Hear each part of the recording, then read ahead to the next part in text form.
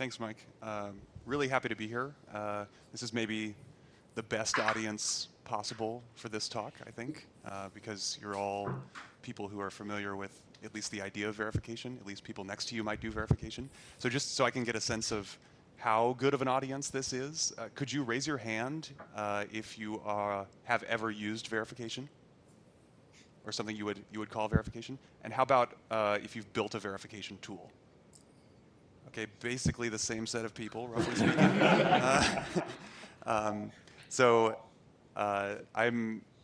going to be talking about kind of what I see as sort of the space of design of tools that I can use to solve a very specific problem, which is a problem that I've been working on basically since I started grad school. I don't remember why I picked it, but it's been a fun time.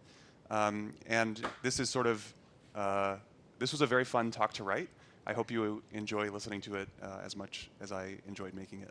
So this is Goldilocks, the verification engineer, and her bowl of proofs. So in case you did not grow up in the same place that I did, and you've never heard of Goldilocks, right? There's a sort of nursery rhyme fairy tale about Goldilocks and the three bears, and she's wandering in the woods, and she goes into this bear's den, and it's a bear's den that is extremely sophisticated. So they eat oatmeal, and they sleep in beds. And the whole story is about her finding things that are too hot, and then too cold, and then just right, and beds that are too hard and too soft, and then just right. And so this is about just right verification tools, right? So we're going to talk about sort of the space of verification tools and what that's like. So Goldilocks is here, eating her oatmeal of quantifiers, and actually that's me. I'm the verification engineer. Okay, so I'm going to tell you about sort of what I see the space of automation. This is something that verification people throw around the word automation all the time, and I think we mostly know what we're talking about, but I think there's some consequences of the way that automation works that have not been fully explored by the community, and I'm interested in sort of understanding the trade-offs in automation. So I have a fairly uncontroversial take, which is that automation might be a trade-off. Right? So sometimes to get automation, you trade away other stuff. I think that might be the case. Right? So here's another way of looking at it. This is me, James, sitting in a room with some stick figures on a table labeled Galois, and also the bowl of proofs is still there, and I have just spouted an uncontroversial take. Right? I mean, what is interesting about an uncontroversial take like the take that I just gave about automation? I think to tell you that, it's sort of like those movies where there's like a record scratch, freeze frame. That's me. I'm here spouting uncontroversial take. To explain how we got here, I need to tell you a story. Okay. So once upon a time, that's me. That's a picture from probably like 10 years ago now. I think I'm in a Jeep. I don't remember where the Jeep was, but apparently I drove the Jeep to the Paul G. Allen School of Computer Science, ampersand engineering. And when I was there, the only thing I knew was the Coq Proof Assistant.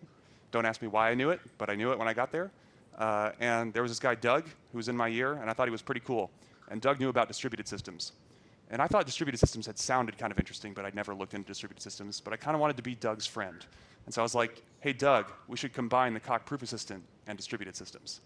And then we did that, and I like to place this headshot of Giuseppe Verdi next to Doug because they're both famous 19th century opera composers. And in any case, Verdi is the name of our system for using Coq to verify distributed systems. And we put a lot of work into it, and we ended up verifying an implementation of the Raft consensus protocol, which is a fairly sophisticated protocol, especially in 2015. It was sort of the state of the art in protocol verification. And we were actually able to generate executable code out of that, so you could say we produced a verified implementation. I don't recommend running it, but it was technically executable.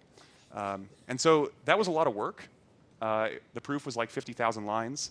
There was a lot of blood, sweat, and tears, and frankly, a strangely small amount of understanding on Doug and my part, sort of why the proof worked.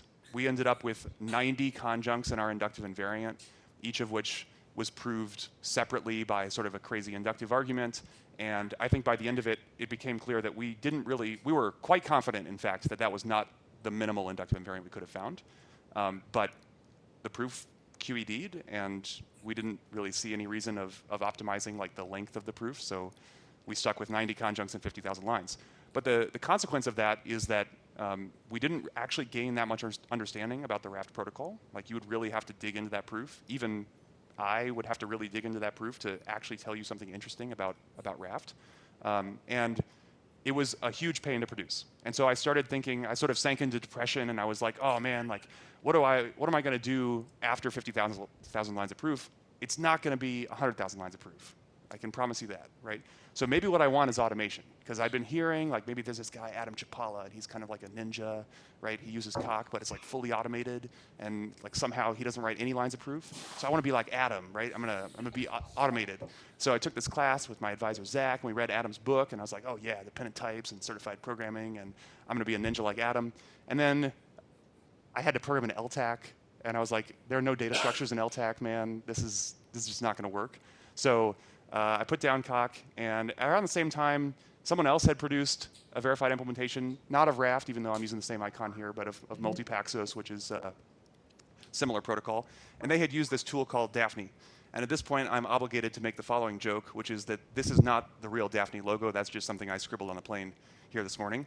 In fact, that is actually the Daphne logo. It's amazing, right? And I'm pretty sure Roostin Leno, or maybe one of his kids, scribbled that on the plane.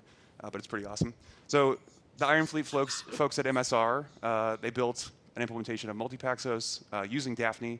And they use Daphne in kind of a strange way. Daphne is an object-oriented programming language designed around verification. So it has a lot of work on how do you model the heap, and how do you do like object invariants, and how do you do that kind of thing. And the Iron Fleet guys are like, we just want a proof assistant that's automated. So they don't use any of the imperative features of Daphne. They use Daphne as a pure functional language, and the only imperative syntax is in their proofs. So they write proofs as what Daphne calls lemmas, whose bodies, they're like methods, their bodies are imperative, and they constitute proofs. And that's how they use Daphne. It's very, very strange. And so the most widely used, everyone I know who uses Daphne actually, except for Roostin, uses it in that style, right? So it's kind of a strange way of thinking about things, but that's the way it's used. So I was like, okay, maybe Daphne is my automated thing. So I went and I did an internship with Roostin and Jay Lorch at MSR, and I was like, yeah, we're going to do automated, verified distributed systems. It's going to be awesome. And then I started hacking on Daphne and adding features, and I realized, man, I wonder what happens when Z3 times out. Like, why is it that Z3 times out? And then I had to learn about quantifier instantiation and E-graphs, and I had to learn about what happens when you want to prove an existential in Z3. Depending on how you have configured Z3, you may have to explicitly mention some syntactic thing that is called a trigger or a pattern that causes that existential to be instantiated. And this doesn't really have to make sense if it doesn't make sense. But the point is it's complicated, and it doesn't feel like automation, right? So maybe that wasn't the automation I wanted. Okay, so then I went to a conference, and I was talking to people, and I met this guy named Oded, and he was from Tel Aviv, and he was working on even more automated stuff. He was working on Ivy. Right? And Ivy also happens to be designed at MSR, one of like at least 4 or 5 verification tools coming out of that lab these days. And Oded told me, you know, in Ivy, we write 0 lines of proof. And I was like, that's a number that I am into, right? That's the amount of proof that I want, and still I want verification. So I was like, oh, okay, I finally found it. So then, together with Giuliano and a weirdly large number of other co-authors, we did a proof of Raft and Multipaxos in Ivy. We also were able to generate executable code. And technically, in a certain sense, we wrote 0 lines of proof, right? So why do I still have my sad emoji here? Well, because of the technically. So the way Ivy works is you still state the inductive invariant, but then the proof is automatically dispatched by Z3. You might say, James, like, if you prove that theorem in 50,000 lines of Coq, and if you prove that theorem with couple hundred lines of quantifier instantiations in Daphne, like, what are you doing? Like, why didn't you just dispatch it to Z3 in the first place, right? Well, it turns out that in order to get that dispatching to actually go through, you need to encode your system in a decidable fragment of first-order logic. And that whole phrase was a phrase, individual words of which I had never heard of before, right? I mean, like, first-order logic, like, that's kind of like SAT, but there's quantifiers, I don't really remember. And then decidable, like, that means there's probably Turing machines involved somehow, and like maybe the halting problem is relevant. So like, how do I know if I'm in a decidable fragment of first-order logic? And do I just get there by chance? Like, if I just do a naive encoding of Multipaxos into first-order logic, am I going to be in a decidable fragment? Turns out the answer is no. And in order to shoehorn your way into a decidable fragment, you have to actually understand the decidable fragment. And my co-author's like, oh, no problem, guys. It's just EPR, effectively propositional reasoning. Everyone's heard of it. It's no big deal. There's this graph of alternations. It's a DAG. If it has a cycle, it's undecidable. If it's acyclic, it's decidable. So just make sure it's acyclic. And I'm like, cool. I mean, that graph, I guess, has something to do with the formulas that I wrote. But in any case, there's a lot of steps to get your distributed system to be encoded in Ivy. OK, so then I was talking to more of my friends in Tel Aviv, and they told me about this algorithm. So remember, the only thing we wrote in Ivy was the invariant. After we had shoehorned the thing into decidable logic, all we had to do, so to speak, is write 50 or so conjuncts, which is better than 90, but it was a lot of work to do the shoehorning and the writing of the inductive invariant. So it would be really cool if we could infer that inductive invariant, right? And so there were some other folks in Tel Aviv University who, together with co-authors, developed this algorithm, which I will pronounce UPDR. For whatever reason, when they talk about it out loud, they always call it UPDR, and when they write it in papers, they always call it PDR superscript for all. But I'm not going to read that out every time. So I'll say UPDR, and that's what I'm talking about. And this is this algorithm that can infer inductive invariants. So you give it a transition system in first order logic, again, phrases, the individual words of which I had never heard before, and they automatically find an inductive invariant that proves the desired safety property of that transition system. And I'm like, this is great, right? Because now we're going to write negative lines of proof. If we wrote 0 lines of proof in Ivy, and now we're going to write even fewer things, we must be writing negative lines of proof. So that's pretty cool. Okay, and we are thinking about how we might use UPDR to implement multipaxos or Raft. And so far, the state of the art doesn't look like that's really possible with any amount of shoehorning. So this is kind of ongoing work.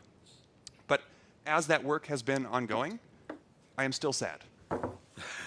Okay, and the reason I'm sad is because I started sort of my trip in my Jeep to grad school via Doug and via the Coq Proof Assistant and Daphne and Ivy and UPDR, and I've been taking this trajectory to automation.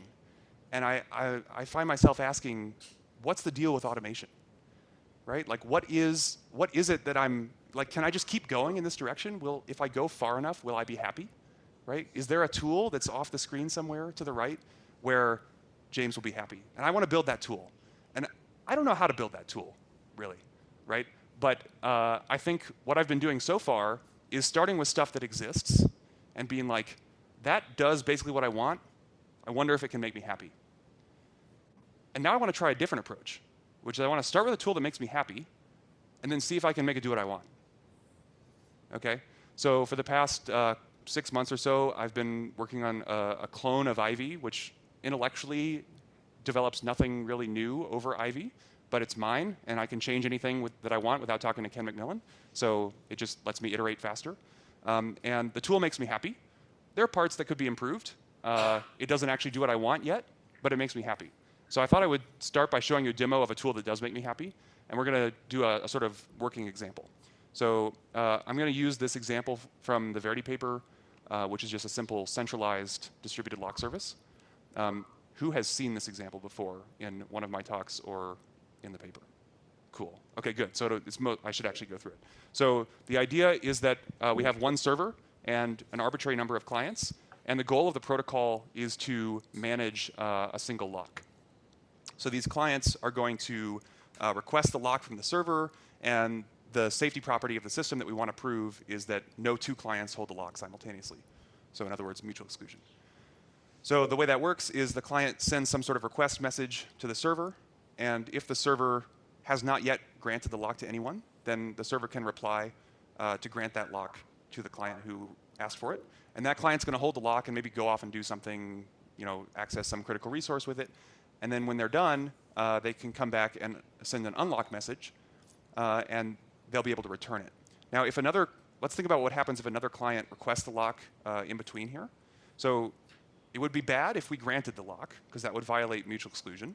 So the server is either going to buffer this request or maybe just ignore this request, depending on how good your verification tool is, and wait until it actually has the lock back. So once the first client actually unlocks it, then let's say the server remembers that this second client wanted the lock, and so it's going to grant the lock to the second client.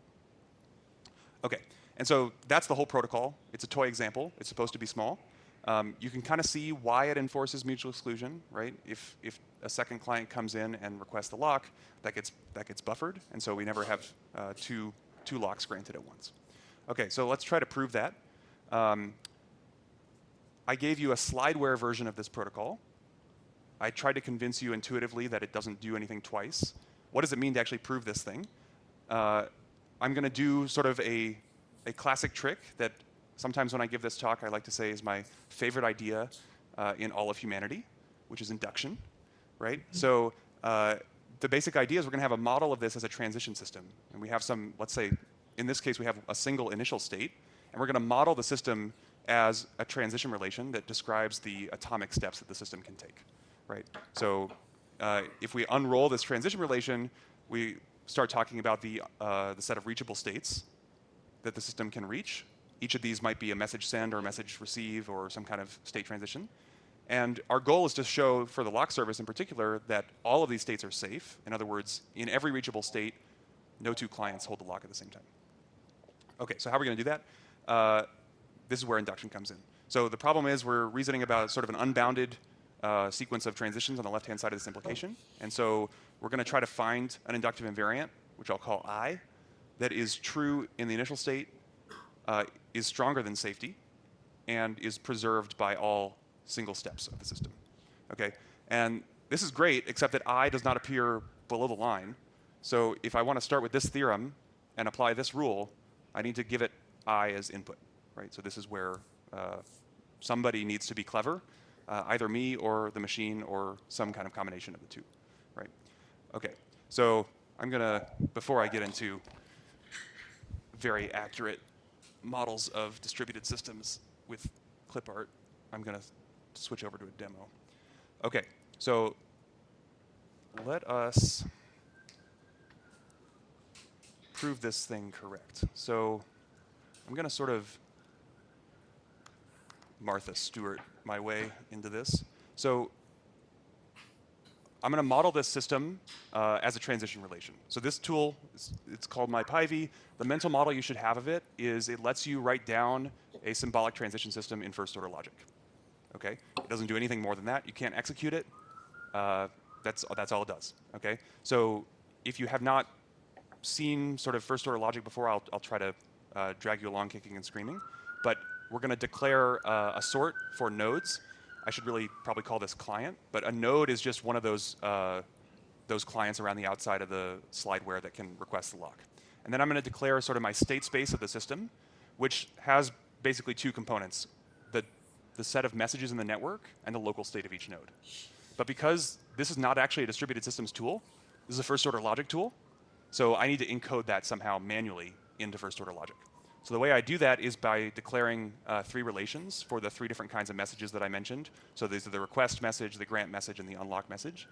And these are declared as relations, but they're actually more like sets because they're unary relations.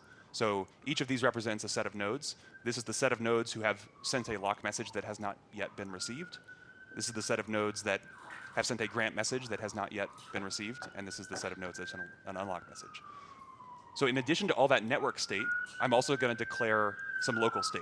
So for each client, there will be just a Boolean that tells you whether or not that client holds the lock. And then also a Boolean on the server. So this is kind of strange. What I'm doing here is I'm modeling the clients as this sort node, and then I'm modeling the server sort of as this ambient thing because there's only one of it. So I don't need to be able to like give it an ID because if it's the server, there's only one of them. So I don't need like destination on this message, for example, and I don't need a source on this message. So these messages are going in different directions, right? One of them is from the client to the server. The other one's from the server to the client, but that's really conceptual. In the encoding and first order logic, it's just they're all sets. Okay, so I've declared my state space, and now I will give some initial conditions, and maybe I'll not just leave a bunch of blank space there.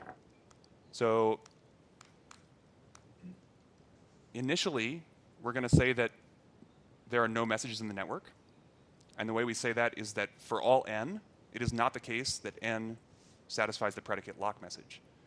And also, by the way, for all n, it is not the case that n is a member of the set grant message. And also, by the way, for all n, it is not the case that n is in the unlock message set. And so I'm sort of easing you into this weird syntax here. So this is a universally quantified formula with a type annotation, right? And then I can use type inference to leave off the type annotation. And then I can use what you might call quantifier inference to leave off the quantifier, right? So these capital variables are implicitly universally quantified sort of at the outermost scope where it makes sense to do so. Okay, so that was the network state. And then the local state of each node, no client holds the lock initially, but the server does hold the lock. Okay, so we've sort of set the stage. Now we're going to declare some transitions. So remember, these transitions correspond to what we think can happen atomically in a system. And again, because this is not a tool about distributed systems, we need to be careful about how we encode things. So when we encode things in first order logic, you want to do it in a way that you believe makes sense as a model of how the real world works. So for example, it wouldn't probably make sense to say that like I communicate with some other node and they send me a response and all of that happens atomically, right? Because that just doesn't correspond to the way we understand how distributed systems work in the real world. So we're going to follow the rule that each transition receives at most one message and then sends some number of messages. And it turns out that there are good reasons for believing that it's okay to model things where those are your rules for atomic actions. So let's see how I broke this up. Basically, like I did in the slide where. So this is the transition where a client requests the lock. So we think of this conceptually as sending a message. Okay, the way I've encoded that in first order logic is as a transition.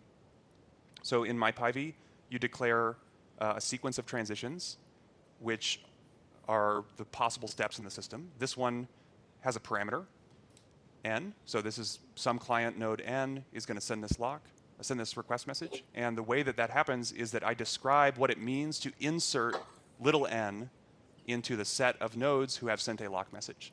And I do that in pure first order logic.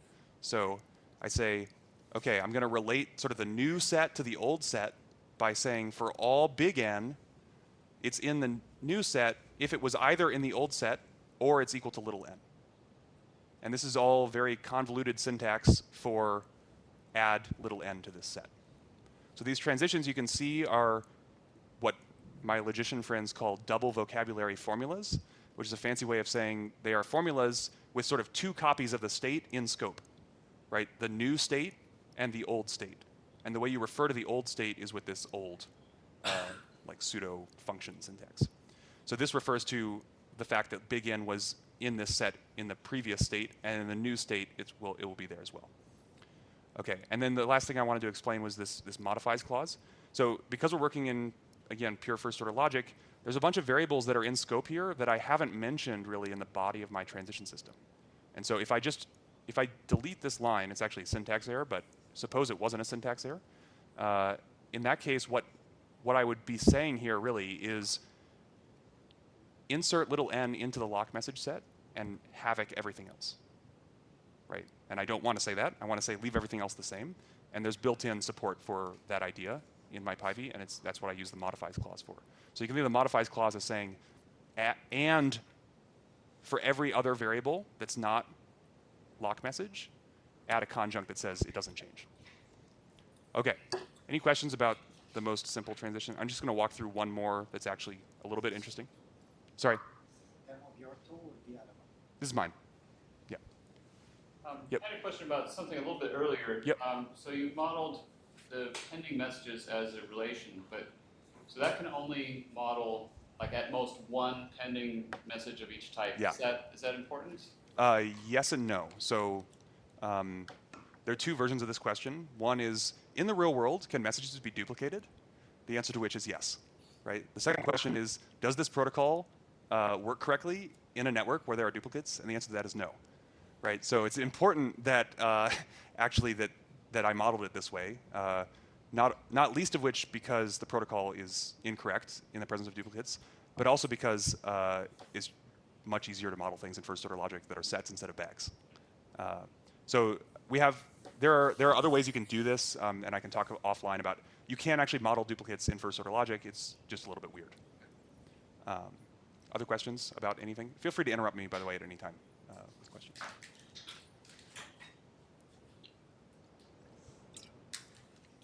Okay, so I just want to give you one more transition, which is what happens when that request message gets received. So this is the most complicated transition in the protocol, because what happens is the server has to sort of decide, is it okay if I actually grant the lock? Like, have I already granted it to someone else? And then sort of receive the request message and send the grant message. Okay, and that's all this does. So again, if you put your first order logic hat on, it's a formula over 2 copies of the state, and you can think of these things, these first couple things, as kind of preconditions. They say that this transition is only allowed to occur if the following preconditions are true, namely that the server currently holds the lock, and that there's a pending message in the network from client N that requests the lock. Okay, and this next thing is a local state update at the server that says this, in the new state, the server no longer holds the lock. And then this line is a first order encoding of delete the request message from the network. So this is the receive, essentially. And then this is a first order encoding of send the grant message. Okay? So the other transitions are simpler. They just receive certain messages or send certain messages certain times. And the last bit of a transition system is its safety property. So I've written this safety property here, again, using somewhat arcane first order encoding things. So this says for all N1 and N2, if they both hold a lock, then they're the same node. Yeah. What is square bracket mutex? It's just a name. It's optional, but when we start looking at error messages in just a second, it will use that instead of the line number. So yeah. Okay, so let me turn on verification mode. Okay, so I turned on verification, and I get these red squiggles. Everybody loves red squiggles, it turns out. And what the squiggle says, I've made it so big that you can't actually see it, but it says that invariant mutex may not be preserved by transition receive grant.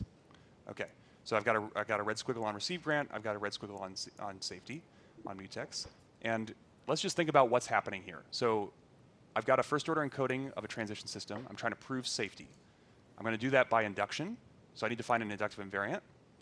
All I've said so far is the safety property. And the tool's like, cool, what if that's the inductive invariant? Right? And so it asks Z3, hey, is it the case that this safety property is already inductive? And Z3 says no, because this transition adds stuff to the holds lock set, and it's not clear to me that it can only execute in a state where the holds lock set is empty. And if it executes in a state where the holds lock set is non-empty, then you might be adding something, and then you'd have a violation of safety.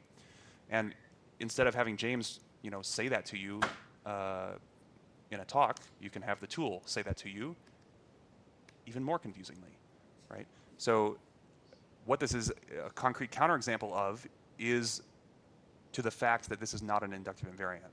So it says, I was checking that receive grant preserves invariant mutex, and I found the following counter model. Okay, and what a counter model is it's an interpretation of all the sorts to some sets. So in this world, there are only 2 nodes, node 0 and node 1. And then it's a pair of states that describe an execution of this transition that violates safety. So we start in a state that satisfies our inductive invariant, which so far is only the safety property, and let's check that it does in fact satisfy that invariant. It does, because there's only 1 node in the holds lock set. And then in the post state, we have 2 things in the holds lock set, and the way that happened was we executed the receive grant message. Yep. So I could imagine that if I were working on a much more complicated protocol and I had a less clear idea of what was going on, and I saw this message, I might think to myself, oh, well, I need to add another precondition to the receive grant transition that says that no other node currently holds the lock, right, which would not accurately model the behavior of the system. So this encoding, naturally being first order, is kind of hard to read and kind of hard to reason about whether that's true for the real system. So maybe you're going to talk about this later, but I'd love to hear your thoughts on how you can make sure your specification is correct.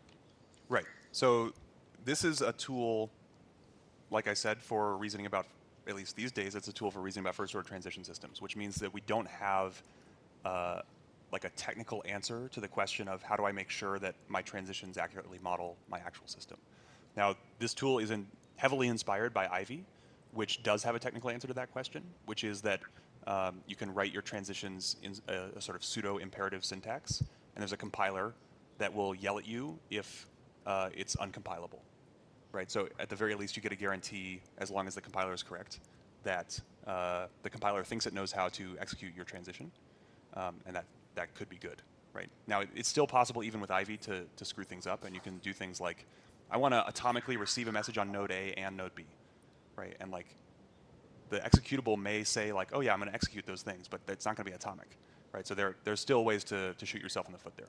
But for the purposes of this talk, let's just say that the tool doesn't support that kind of reasoning, and so you're really trusting the whole file, all the transitions to correspond to the real world. So is the important thing here that we are not, like, because this looks a lot like what a model checker is, like, Yeah. that try to figure out the invariant on its own. I don't know if in this case it will succeed, but is the important bit that here we are allowed to give it hints manually as opposed to just running, Right. So what I'm going to show you first is how to manually state an inductive invariant and have it checked. Okay. So basically, the user. This is the stuff that I haven't quite pulled out of Martha Stewart's oven yet, right? We're gonna state an inductive invariant and have the tool check that it proves safety.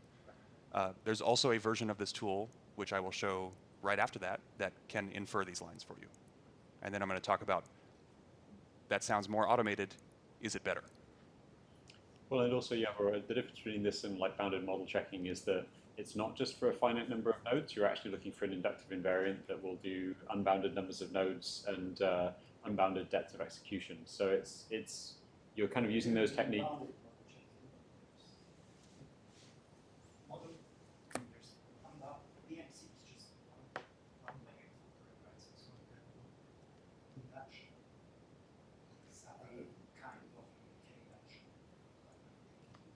but it is the very much the automated thing, right? Mhm. Kind of either work or don't work. Right. Here it's not. Yeah. Cool.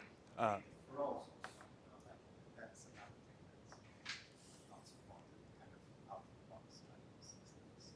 Yeah, so I mean, one of the things that I wanted to talk about on that spectrum of tools is really like, we start with something in our head about the distributed protocol. And depending on how our expertise is in the tool that we decide to use, we then encode that thing using our mental model of how the tool works. And sometimes that process, especially if you're an expert, feels more natural than it really is, right? And so like, I think it's better to think about not like translating this encoding to a model checker, but instead to go back a step and start over with your mental model of the protocol and your expertise with whatever model checker you decide to use and figure out how to encode it.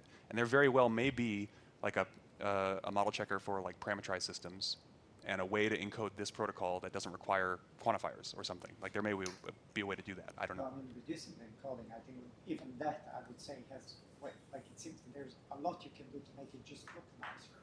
Yeah. You said, okay, this is inserted in the set. Well, why not allow people to insert in the set? Right. Directly? Because they don't have any users, that's why. Yeah.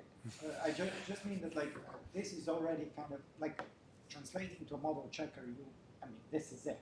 You know, there's not a lot of translating. We've kind of done the initial state and the transition system. Right.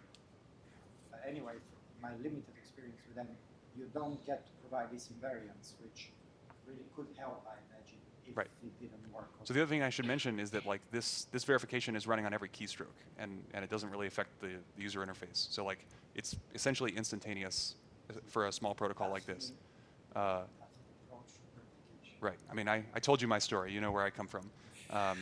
So okay. So let's play this game. So your options are either listen to James explain the counterexample or try to read this admittedly hard to read syntax. But what's happening here, right, is that the tool has said, why is it not possible that there be a grant message and a holds lock client in the set at the same time? And you know, we can think about that, and we can think about like the slideware version of the protocol. We can say, well, the reason that can't happen is because the server is pretty careful, right? It only grants the lock if it's pretty sure it hasn't granted it already. So we need to encode that somehow into our inductive invariant. And you know, one way to do that kind of in a brain dead way is to just take this pre-state and negate it, right? So maybe that's a conjunct of my inductive invariant. And you'll notice that the red squiggle on safety went away, and now I have a red squiggle on this line. And I have more errors, but they're all about this line. So if I could prove that this was an inductive invariant, then I would have established safety. And it's telling me, which transitions are happening. And intuitively, what's going to happen here is that anytime I have a transition that adds something to the holds lock set or adds something to the grant message set, that's a potential violation because I haven't sufficiently constrained the state. So we can stare at one of these counterexamples again. And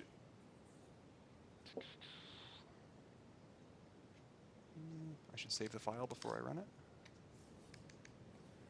Cool. So now it says the invariant on line 49 may not be preserved by the transition receive lock. Okay. And so what's happening here is we're ending up in a state that is clearly violating this invariant we just added. And so we need to come up with something that we don't like about the pre-state. And we can think about that. I think in this case, what's happening is that there's a node that holds a lock, and the server also thinks it holds a lock, right? So let's rule that out, and we can keep playing this game. And Martha Stewart can keep cooking in her kitchen and pulling things out of the oven that she started before the show started, and eventually we can get all the red squiggles to go away. Okay, so the absence of red squiggles or this green all okay message at the bottom of this window sort of tells you as the developer that that you have found this inductive invariant. And that was, the syntax is ugly and whatever, but it wasn't 50,000 lines of cock. And I've done this protocol in cock. It's not 50,000 lines, but it is 500. Okay, so now I'm not saying I'm a good cock programmer. I think there's probably shorter proofs of this fact, but the thing is that what I really like about this tool, and what I said, the only thing I promised about this tool was that it makes me happy. So like my justification to you is that it makes me happy. And some of the things that makes me happy, that make me happy about it, are this tight iteration loop, right? The ability to have verification be running on every keystroke, to look at counterexamples or to think when you see red squiggles, and to be able to iterate and add these conjuncts as you go and get immediate feedback about them, right?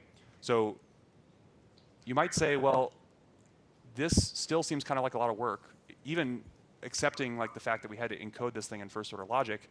Like, if I had not Martha Stewarted my way out of all these conjuncts, we would have had to do, 8 sort of iterations of staring at counterexamples.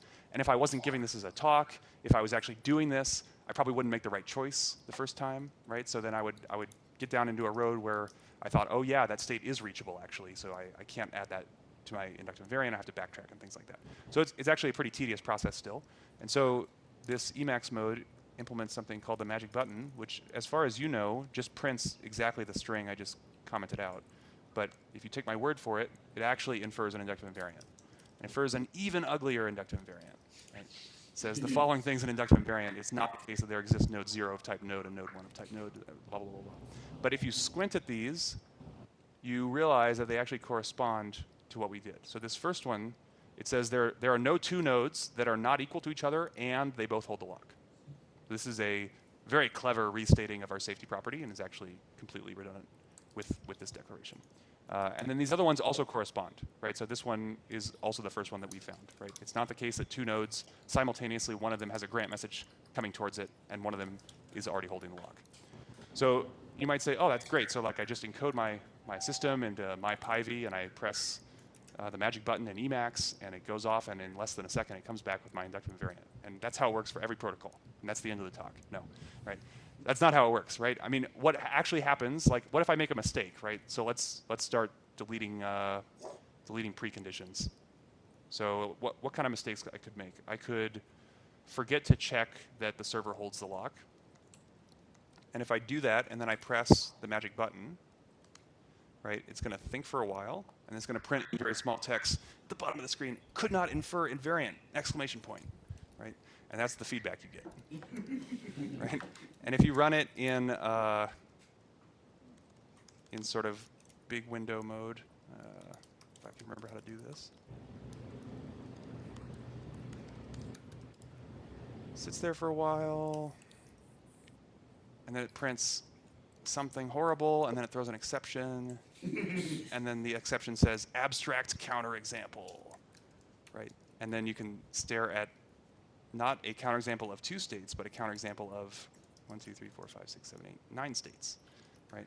So clearly this is a different flavor of automation, right, than proof checking, right? So I think what I was hoping to do in sort of the rest of this talk is to say what I like about the tool without the magic button and examine sort of the promise of the magic button and why I think maybe I was a little misguided to keep traversing to the right that far on my spectrum of tools. So let's see what's happening here. So I was going to use the whiteboard, but we have learned that if I write on the whiteboard, the camera actually doesn't pick it up. So what I was going to draw was actually just a second version of this thing, and I don't remember the shortcut for that. So how do I do this? Live edit my slides to delete all the animations and then press play. Okay, so here's my spectrum. Now you could continue this spectrum, right? So I don't think it stops at UPDR. So for example, there are model checking techniques, right, which are maybe even more automated, you might say, than UPDR because they don't attempt to infer things. They don't. Some model checking techniques may not even attempt to actually infer an inductive invariant. Maybe it's a finite state space, or they use some abstraction to do an exhaustive search, right? And so there's no explicit inductive invariant found there. Or you could go even more automated. You could like do bounded stuff. You could do testing. Testing is a special case of bounded model checking, right, with just a couple points in the state space. So there are a couple ways you can do this. You could start finitizing things and that kind of thing. So there's a lot of techniques that are sort of off to the right of the screen here. And there's actually like maybe more than one branch, right? So one is a branch of, if I do want to find an invariant, like how would I do it? So UPDR can infer a certain class of invariants that are universally quantified. What if I want to infer something that's not that, right? Maybe there's a technique that doesn't exist yet that infers that would let us automate some of the proof of wraps or something like that. On another branch are all those sort of finitization techniques. And so I'm wondering, like, what is it about all these techniques that made me want to traverse so far right? And why is it that I got here and then I thought about whether I should keep going right or stop or go in a different direction, right? And so I think, again, I think this is a fairly uncontroversial take that automation is a trade-off. And I think what's happening here is that in a tool like the one I just showed you, when you use the magic button, there's a notion of feedback and a notion of transparency that's missing, right? So you can look at those counterexamples, and I have done that, and you can decide, oh, like you get to some point in those 9 states, and you're like, well, that shouldn't be a transition, and then we would find the bug that I commented out the precondition somewhere, right? But that is not a very pleasant user experience. And so I think what makes me happy about that tool is exactly what you were mentioning about sort of the ability to instruct it, right? And right now, the inference algorithm just starts from scratch. It's like, hey, I see that safety property over there. I'm going to try to find an inductive invariant for it, right? And there's no way for the user to say, well, don't look over there, look over here, right? And so what would a invariant inference algorithm look like that does that, right? And the other uncontroversial part about this talk is that I don't have an answer to that question. So I'm happy to talk more about the tool and answer any questions, and I'm happy to hear your ideas about automation that is also fun to use. Thanks.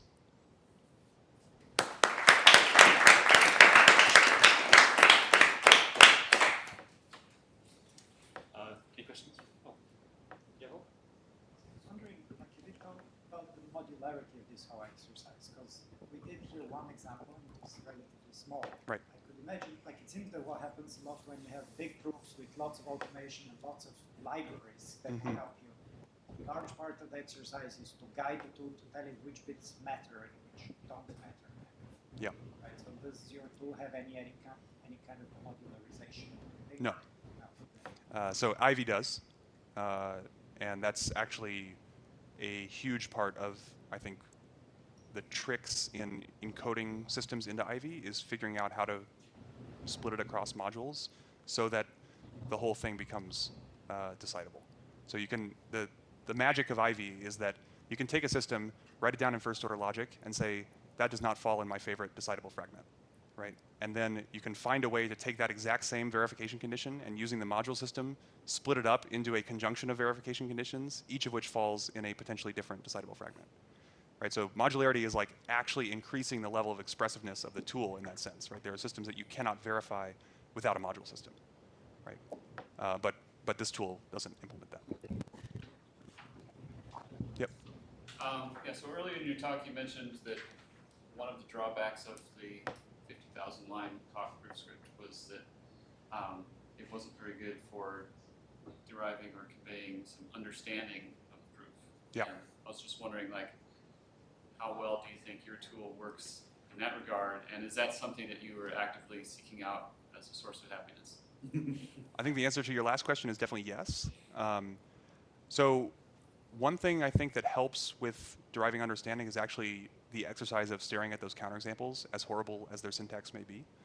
Because at every point, right, like the problem with the Coq iteration loop is that in order to get stuck, you need to do a bunch of manual work, right? You need to try to prove, like if you want to take it very naively, you can be like, theorem, the safety property is inductive, and then you can just start like banging out tactics, right? And eventually you're going to get stuck because it's not actually inductive.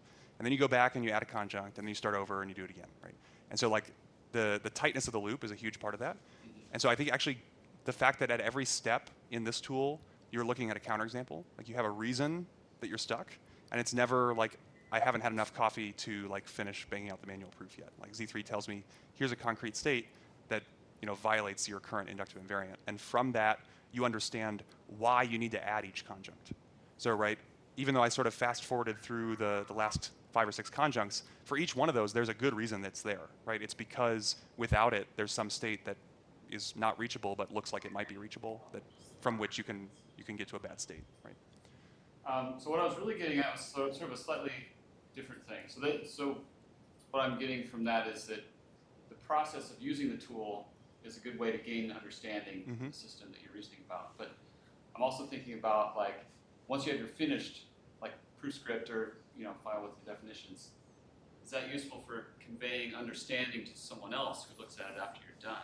Right. And is that something that you were aiming to? So that's more of an aspiration, I would say, especially because there's only one user of this tool right now, so I can't communicate with anyone using this format.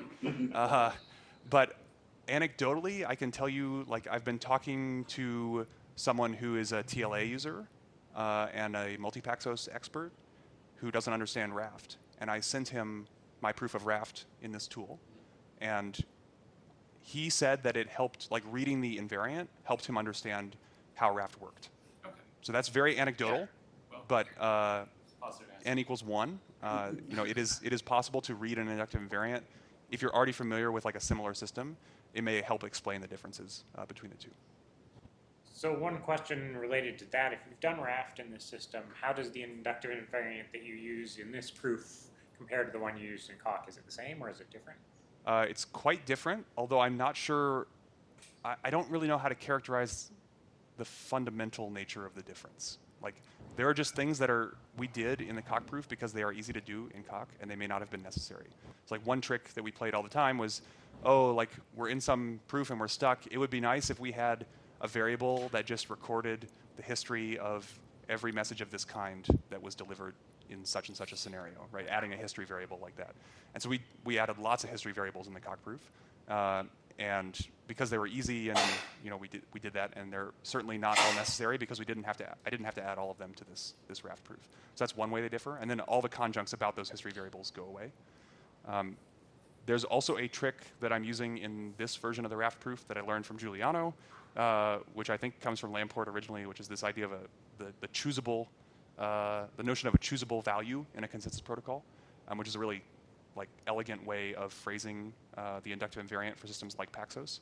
And I did not know about that idea when I did the first Raft proof, and I did know about that idea when I did the second Raft proof, and so I used it, and that's another difference.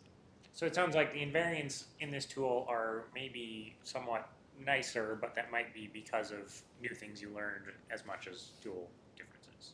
I think that's true. It's also because the iteration loop is so tight, I'm much more likely at the end of the process to try commenting out some of the early invariants that I added. Were those really necessary, or was that just unnecessary? And I would never do that in Coq proof, right? Because then I have to redo the proof, right? Yeah. So you were saying that the iteration loop is fast because you're running Z3 all the time. Sure. Presumably it is quickly finding a counterexample or not. Yeah. Is it something in the system? Because this is not the traditional experience with Z3, where sometimes Yeah. it's just like, I don't know, maybe we'll Right. work a little bit longer. Yes. So does that happen, or is there something in the system that kind of makes sure that you're kind of always in an easy part for Z tree? Right. So I have two answers to that question. I have a principled answer and an unprincipled answer. My principled answer is that as a student of Ken McMillan, I have learned about decidable fragments, and so as a discipline that happens not to be enforced by my tool but is enforced by Ken's Ivy, it will check whether you actually all your verification conditions are in a decidable fragment. And it turns out empirically that if you send Z3 a query that is in a decidable fragment, its performance is reliable. So because we know how Z3 works, we can say that decision procedure inside Z3 is going to realize that it's going to apply to this formula, and so its performance is going to be good. But who knows that? I mean, I don't know. Yeah, nobody knows, really. Like there's decidable and there's decidable quickly, and it Right. sounds like we're saying that decidable is decidable quickly in practice. It seems to be the case in practice. Now, of course, if there's some decision procedure that a theoretician came up with and is completely unimplementable, and Z3 doesn't implement anything like that, then of course it's not the case that just because that formula happens to fall in some theoretician's favorite decidable fragment, that Z3 is not going to be able to solve it efficiently. But for the theories that actually that we're using, we actually know because the Z3 people write papers and we talk to them, like that particular algorithm that's implemented in Z3 subsumes this particular decidable fragment that we're using, and so we know that's going to be what's executing on the other side. If I can comment. Yeah. So for EPR, for example, the decision algorithm that's implemented in Z3 has a known complexity in terms of how many quantified variables you have in your formula, for example. So you actually know what is going to be, what is the complexity of the decision algorithm that you run. Sure, but that seems to be going now, like it's, okay, how Z3 reliant is this tool? Will it work with another, like, I don't know, it seems it's requiring to know the complexity of the decision procedure in the theorem prover is kind of a whole different rabbit hole. Yeah, for sure. So, I mean, on a technical level, it's extremely dependent on Z3 because it uses the API, right? So I link to Z3. On a conceptual level, it is linked to the ability to know that your decision procedures are actually implemented in the solver. So And if what happens if it times out? Does it just say I don't know or something? so you basically get a red squiggle, but when you ask for more information, the information you get is timeout, maybe. Yeah. Did you have a question? Yeah, I was wondering about this. So you said that your iteration loop, you come up with a counterexample, you write a line, you come up with a counterexample, you write a line. So that could end up with invariants that look kind of very gnarly and complicated. Is there any hope to try and simplify those, or say, well, okay, these cases cover this case, or maybe this can be generalized? Is there anything that automation can do for that? So you mean like a post-processing Yeah, kind it's of thing? kind of, I've got an invariant, but is there actually a different way of writing this that's actually more understandable? Of course, it might be less understandable because you can generalize your way out of understanding. But it's is that something that you've thought about? I mean, you were sort of talking about a process where you just kind of like strike out some of the lines and see whether or not they weren't necessary after all. Right. So I think there might be, I guess you could run a post-processing step both on a manually written invariant and a computer-generated invariant. I have mostly thought about the latter, especially because they're so ugly, the ones that get generated right now. So in a previous iteration of the tool, I implemented a pass that did some like very basic simplification. Like it would one thing that happens a lot in UPDR, because it learns conjuncts iteratively, just like the workflow that I do manually, right? It sort of learns a thing that it thinks might be part of the inductive invariant, tries to prove it, gets a counterexample, learns something new. And so it can be the case that a conjunct that it learns early on is stated unnecessarily weirdly because it hasn't yet learned a conjunct that it learned later. And so that you can use a simplification pass to like delete spurious conjuncts and delete little clauses from each thing, and you can print them in much nicer syntax. But in terms of finding like a conceptually different invariant that is simpler, I think that's as hard as the inference problem, right? So it seems that the kinds of invariants that the tool is finding are phrased in a style amenable to SMT want your tool to be a thing that supports a human building understanding. Do you know of any like research on like sort of which which De Morganified version of things that people are more likely to understand? Hmm. And if so, is that a thing you're planning to do? Interesting. So you're reacting specifically to like the syntax it spits back at you? Not the syntax, but rather like so for example saying there does not exist an x of the bar instead of for all x not this. Okay, Those kinds of things. I see. And I'm much more comfortable thinking in terms of like for all x not px rather than like not there exists x px. For sure, me too.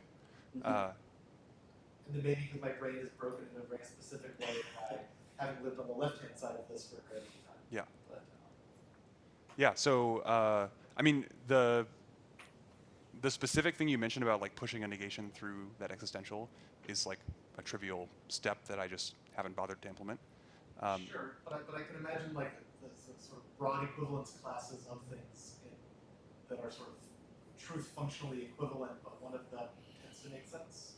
Right. I don't know of any like research on understandability of logic formulas. I mean, I think That'd be cool. it would be cool.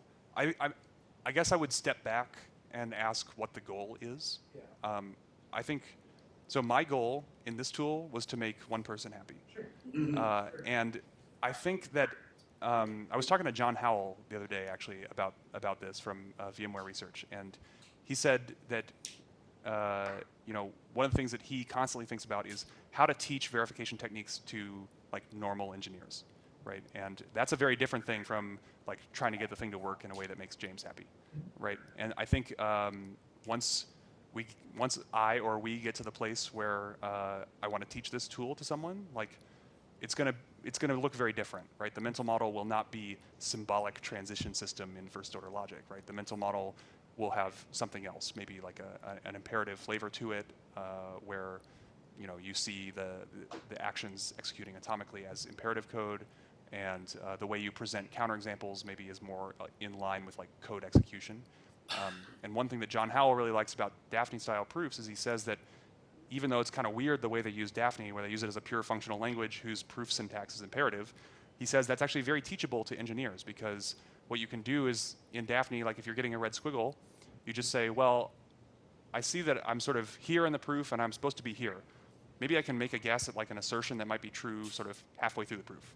And then you can just say, add that assertion there and see whether Daphne is happy that like where you got to implies that assertion, or maybe that assertion implies your goal. And that's sort of a binary search, like printf debugging kind of way to get through to understanding what kind of thing is happening. So that's like a way of making proofs understandable to engineers. So maybe we can do something like that with invariants as well. Like, I'm not sure. My question is going to be, so about your happiness with these counterexamples. Yeah. Do you have some clever way to present them, or like I imagine they can get kind of bigger and probably have a lot of stuff that kind of maybe doesn't matter. Yep. So is there a way to kind of, do you record a history, for example, of them and say, oh, look, this is what actually changed between the previous thing that was wrong? Yeah. But I imagine that oftentimes you're doing incremental changes. For sure. Have you thought about stuff like that? Yeah, so there are two different kinds of counterexamples presented by the tool. One was the one we spent some time working through together with the two states. The other kind is a full trace, which can either be produced by a bounded model checking query, which I didn't show you, but the tool supports unrolling the transition system to some depth and then just sending the whole thing to Z3. Or those traces can come from a failure of the invariant inference algorithm. And I showed you very briefly a long trace like that. And so those do actually have history information used. When you print a trace, I do a diff with previous ones for no reason in particular that has not made it into the counterexample to induction step. Basically, when I stare at something and it looks like it's a lot of work, I do the calculation in my head. Is it going to make me more happy to just grind through this or implement the feature that makes this a little bit more usable? And I come down on different sides of that on different days. And so some of these features have been implemented and some of them haven't.